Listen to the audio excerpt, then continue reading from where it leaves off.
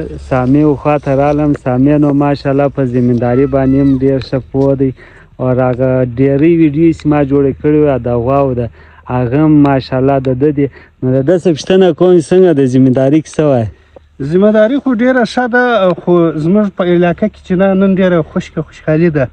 خو زه دا وایم چې بهیي چې د اوبو چې نه وي زمینداري ناقصه ده دلې سر دې خلاص ولو چې ښار ته خلک ووځي د ښار رسکونه بیا هم پراخ رسکونه دي سر دې خلاص و.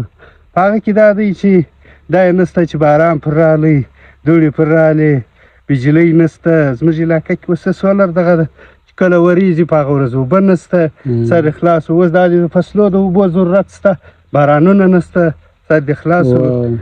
دا زموږ دغه دی چې اوس شکر دی نور خو چې اوس دغه والی فصلونه آباد وای بارانونه کېدلی خو بیا ډېره ښه ول. اوس بارانونه نسته خشکې ده.